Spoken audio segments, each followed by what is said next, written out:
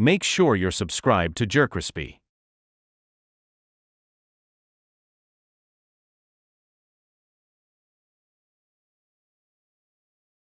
What's up, y'all? It shows the most does the most.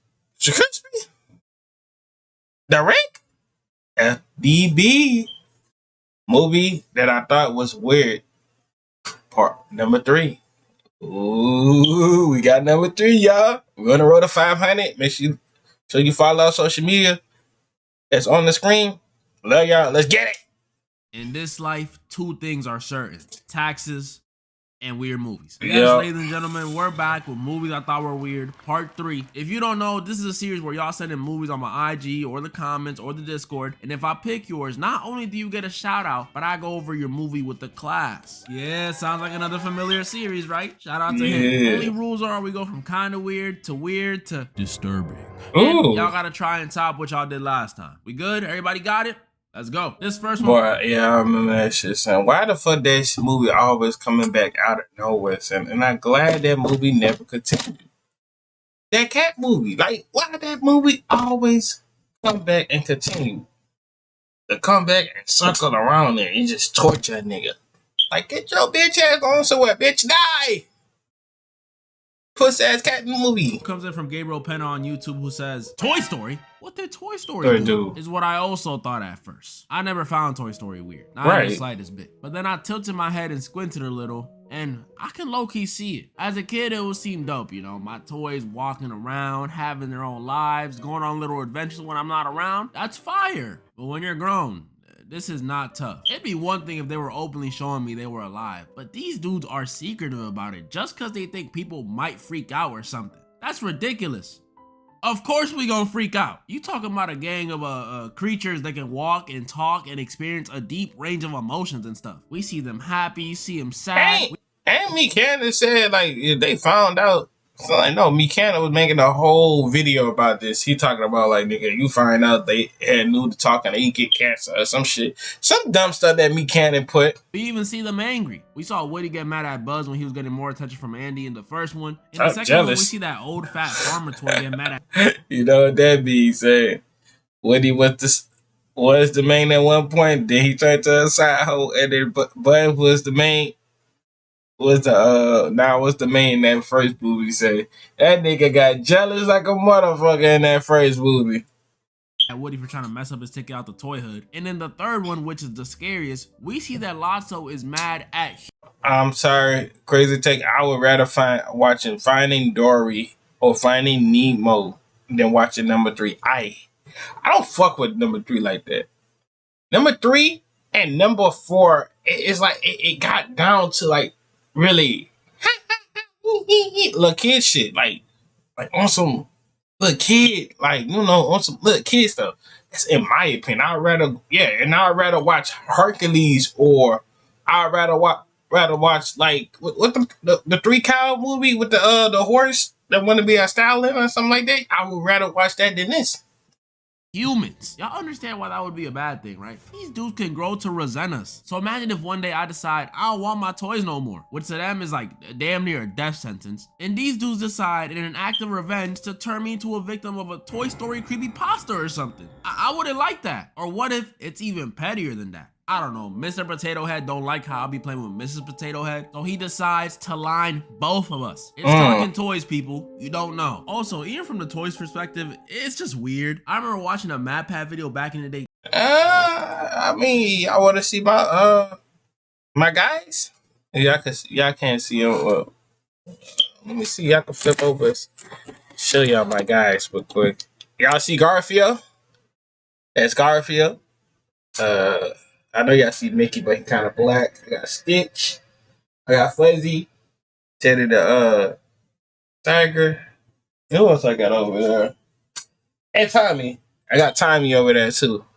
So yeah, that's the guys for right now. I'm trying to get the digital circus to come through. And it's yeah, I'll show y'all when I had took a picture with the digital circus. So yeah, I'm gonna try to collect those too. So yeah. I feel like ain't nothing wrong collecting toys in a big age. I mean, it's collected. Or they gonna be at your house. It's not like you grabbing the camera and just doing like what SML doing. I mean, you just collecting them.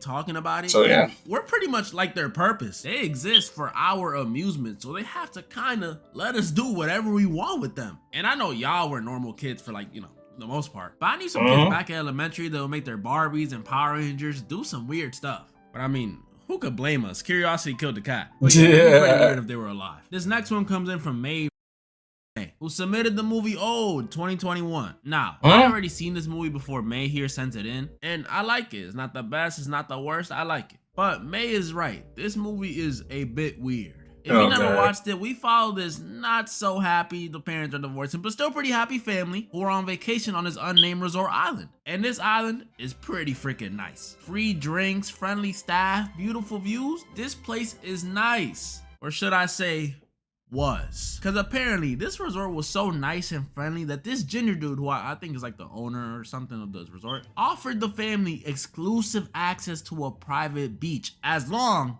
as they kept it a secret. Yeah, if you're on vacation, don't do this. Don't do anything that wasn't already on your itinerary, okay? That's how you get kidnapped. Even if it's the friendliest looking Spanish dude coming up to you saying, "Papi, we have doom buggy." No. I'm good, Papi, I'm good. The family obviously agrees because it's a movie, But when they get to this nice, tropical, beautiful beach, that's when stuff gets weird. First, when they get there, they realize that trustworthy ginger fellow from earlier lied. They weren't the only ones on the beach. There's a whole other family, a couple, and a rapper. Secondly, the dad from the other family that got invited was obviously racist. Like, I'm not even dragging it, bro. He literally saw a black dude sitting on the beach with them and said, "You know what?" He's British, by the way. "You know what? The sign's actually a little hot here. Let's move somewhere else." Ain't even trying to hide it. And thirdly, which might be the biggest deal of all of them, people start dying on the beach. Yeah, first it's a random blonde lady that mid-sized sedan was with. If you're asking why I'm calling him that's literally his name in the movie, mid-sized sedan. But yeah, her death makes everyone think there's a murderer on the beach. Wait, what that nigga name was? Mid-sized sedan. But yeah, her death makes everyone think there's a why I'm calling him that's literally his name in the movie, mid-sized sedan. Mid-sized does it? But yeah, her death makes everyone think there's a murderer on the beach. But when the grandma dies, like just straight up dies, like she was laying down and boom, dead, they realize something weirder may be going on. And when the parents go get their kids so they can leave, that's when they finally see it. This beach was making them older. Yeah, this junk is like the hyperbolic time chamber. 30 minutes on this beach is equivalent to a year of their lives. So after 2.5 hours on it, everyone aged like, at least a year. And that's the weird part about this movie. So wait, it's a beach that make you old? Oh, hell no. To me, I don't know about Mate Randy, maybe it's the whole ginger fellow thing, but to me, it's the concept. A beach that makes you age extremely fast. Like, I have so many questions about that. If time's going fast, how come they not all starving? Would all of them have hot breath because they technically haven't brushed their teeth in years? It's just too many good questions I could ask. But the one that racks my brain the most is, how does it feel? Like, how does it feel to age or become old that fast? But you don't gotta worry about that, Derek. You're already old, Unc. Especially as little kids. How would that feel? Like, I imagine physically it would hurt, your arms and legs growing that fast. But mentally, that junk gotta mess you up. Right. Like, they'll still have the mind of a 6 and 11-year-old, but they'll be experiencing the hormones and identity crisis of teenagers and the misery and stress of adults. All in the span of like a soccer game. Oh my goodness, that too. I just thought about it. I thought I had it bad missing my graduation and prom, but in like 5 to 6 hours, these kids gonna be missing out on every single major experience from middle school to high school and probably some college. How does one cope with that? But even excluding my deep thoughts, they still got some weird stuff going on in this movie. Like the fact that the 2 youngest kids end up having a baby. A couple hours go by and they go from practically toddlers to teen parents. Like, yuck. But like I said, those first 2 movies are only weird if you think about them too hard. This next one's just weird. This next one comes in from Jake Foxer from the Discord, who not only submitted a movie, but made a special request for me to shout out his dog who sadly passed away. Damn, R.I.P. to the dog. I say no? Nah, I'm just kidding. I lost my boy Brownie, so I know how you feel. So to show our boy Jake some love. I lost my dogs too, bro. A lot of them, man. I lost 4 of my dogs, man. Lost one of my dogs when I was little, man. Shout out to King. Lost one of my dog, Bella, when I was in we was in high school. Cause I lost him in high school, out of school, and all that shit. I lost King, and I lost Prince. and I lost my girl Queen.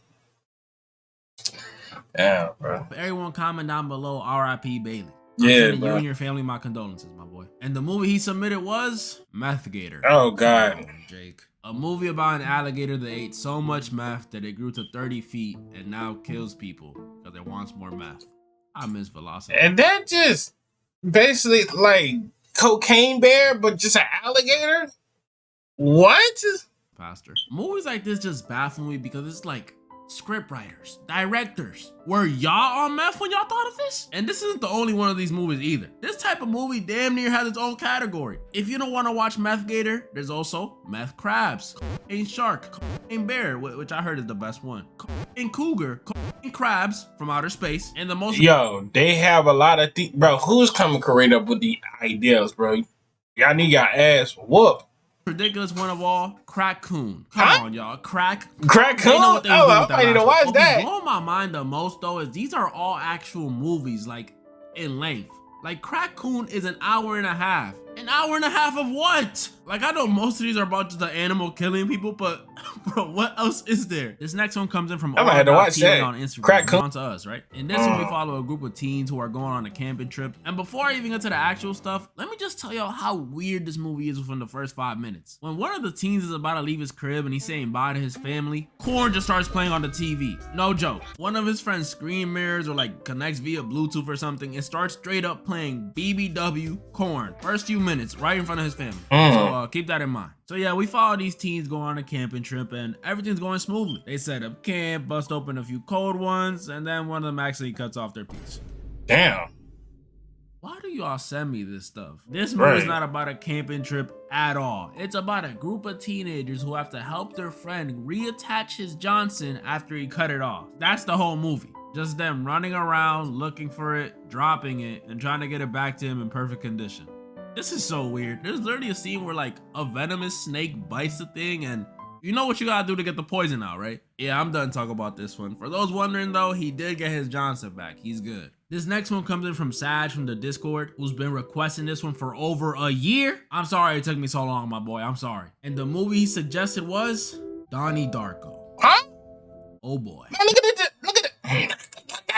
look at the cover on that shit, bro. Oh God. This movie, unlike any of the ones I've gone over before, is weird for its very reason. Yeah, I've gone over fever dream movies and movies about fools getting intimate with each other. But Donnie Darko's thing is how freaking confusing it is. Like, it doesn't make sense until the end, but even when the end comes, it's like, what just happened? I'm gonna do my best job at explaining it, so if you're confused at the start, don't worry. I got valedictorian in kindergarten. This movie is about a high school kid named Donnie Darko, and you can tell by his name, this dude is not normal. Aside from the fact that he might be mentally ill, Donnie sleepwalks and wakes up in random places. He talks back and disrespects his parents. And I'm talking like stereotypical rebellious white kid type of disrespect. Like, get out of my effing room, mom. That type of disrespect. Point is, Donnie is a weird kid. Or at the very least, interesting. But one night, things got a little more interesting for Donnie. After being awoken and lured out his crib by the voice of this, you won't even believe it, giant, 6 foot tall, creepy looking bunny rabbit, yeah, you heard me, Donnie survived what would have been his death when a giant jet engine crashes into his bedroom while he was out. Don't ask no questions yet. And to add to the craziness, Bonnie over here tells Donnie that in 28 days, 6 hours,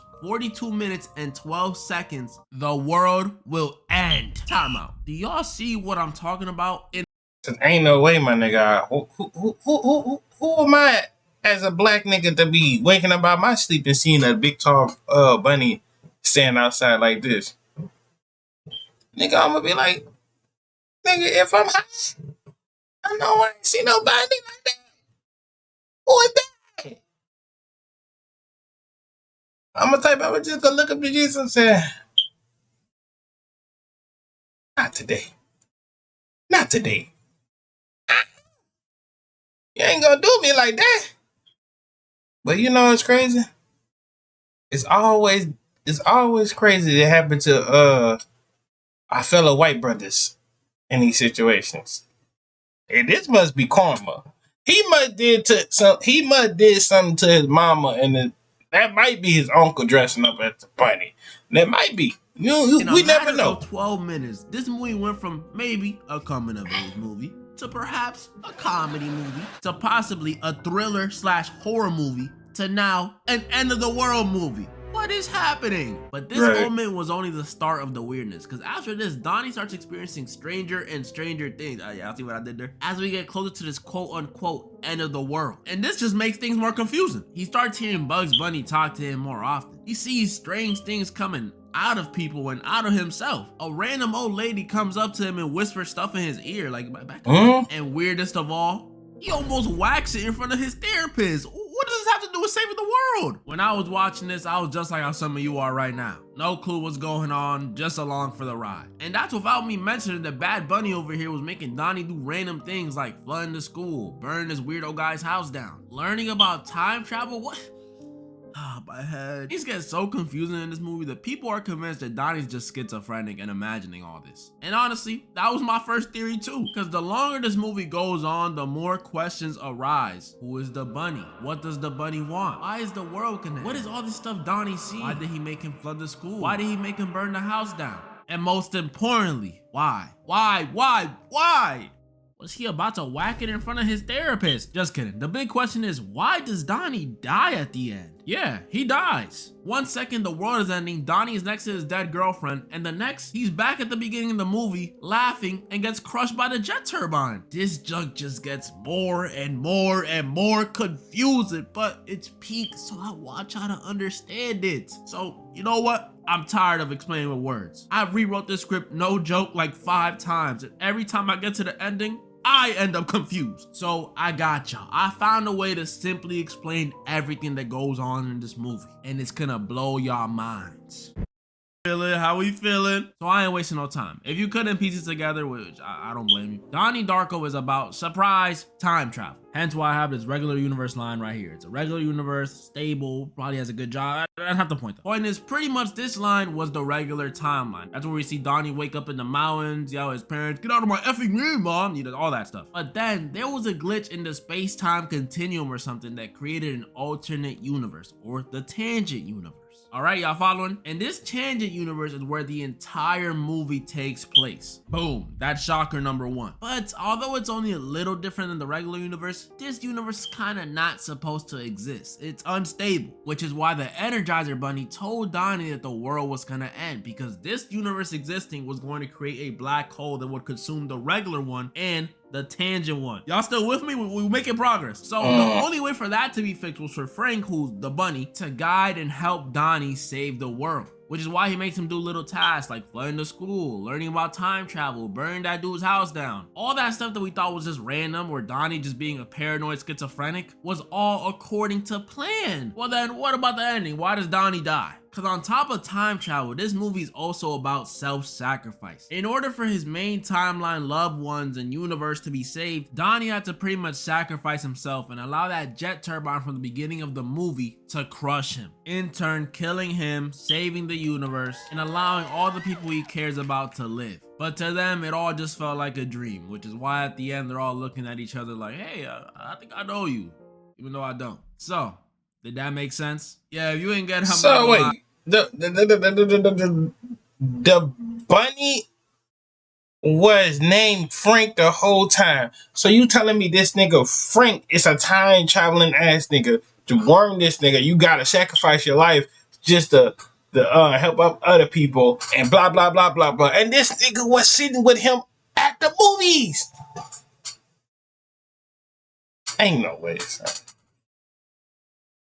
Ain't no way. A bite. Who the fuck? I had some right beside me, so I'd be tripping and slipping in this bitch. I can't explain it, but just imagine it's like some Attack on Titan type time loop, but just a little more complex. But y'all want to know a movie weirder than Donnie Darko? Weirder than a meth-powered alligator? Something that might be even weirder than Good Boy from the last video? Oh, God. Nothing's gonna beat that Good Boy movie. Yeah. That is... Yo, bro, the whole concept is mad weird, bro. It is, bruh.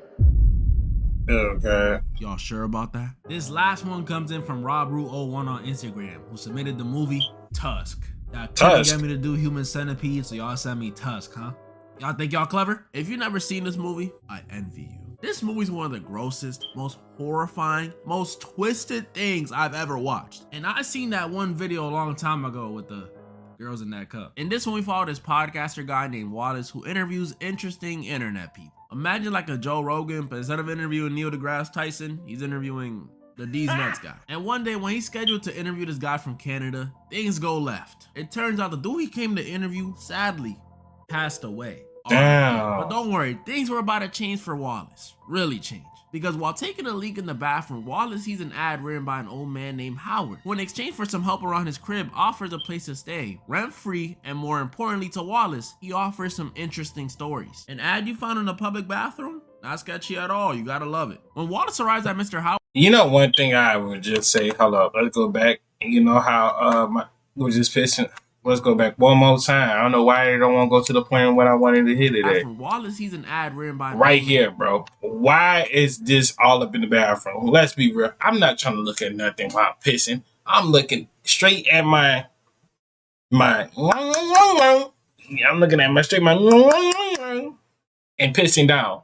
Making sure, watching my back. Make sure nobody trying to push me or sit aside me. Like that ass. And named Howard, who in exchange for some help around his crib offers a place to stay, rent-free, and more importantly to Wallace, he offers some interesting stories. An ad you found in a public bathroom? Not sketchy at all, you gotta love it. When Wallace arrives at Mr. Howard's crib though, it was chill. Mr. Howard shows him around the house. They drink tea and share stories. This is exactly what Wallace needed for his podcast. But among those stories shared, there was one story that stood out. Howard told a story about a walrus he met that saved his life, that he named Mr. Tusk. That's an odd story. But before you can hear the rest of the story, Wallace's vision gets blurry and he passes out. Oh boy, here we go. Last chance to leave, y'all. I'm telling y'all. Start because Mr. Howard over here isn't exactly all right in the head. On top of the fact that he clearly was the one that spiked Wallace's drink, this dude has some sort of sick obsession with that walrus he met years ago. And in an effort to relive the glory days, Mr. Howard turns Wallace into a walrus. I don't even know how I'm supposed to show this. I might have to just blur the whole screen or black and white it. But Howard does some human centipede type stuff and puts Wallace in a walrus suit. And this is I literally got nauseous my first time seeing this. Howard was so obsessed with that walrus he met that he's been trying to recreate him by kidnapping people and doing this to them. Yeah, Wallace isn't his first victim. And that's literally the whole film. Wallace gets turned into a walrus and Howard makes him act as such. No talking, making him eat fish, trying to make him swim. Why did y'all do this to me? Eventually we do see Wallace murk Howard after Howard wanted to give Wallace a chance to fight. Because apparently that Mr. Tusk walrus he was dating so much earlier because he saved him or whatever. Yeah, Howard ate him and he feels guilty about it. So now he's like pretending Wallace is Mr. Tusk. What is this movie? And even when Wallace kills him, in his dying breath, he deems Wallace being worthy of being called Mr. Tusk. Who made this? Saddest part is none of that mattered, because at the end of the movie, he doesn't even get to turn back to normal. Instead, we see his girlfriend, probably not his girlfriend no more, let's be honest, come visit him at an animal exhibit. Yeah, they put this dude in the zoo, which is like, one, did they even try to take him out the suit maybe? And two, what kind of zoo is gonna keep this thing? GG's. This one ends with his girlfriend and his friend leaving him after feeding him a fish. Yo, that's so foul. And the final shot of the movie is Wallace the Walrus now shedding a tear. Yeah, this was weird. That was pretty much all the movies I wanted to go over this time. Yeah, my nigga. Alright, I'm about to go watch me some cartoons. Y'all make sure y'all go watch some cartoons, some Looney Tunes, some freaking Tom and Jerry. Go ahead and watch some anime, man, because matter of fact, go even watch YouTube, man. Watch your favorite YouTubers, watch anybody. Cause I ain't lying to you. I might need to go ahead and watch some cartoons after this one. I'm not gonna hug you. This might be the time to go ahead and watch some cartoons. I'm not just gonna keep it a buck with y'all. Love y'all. Going to roll to 500 and I'm out.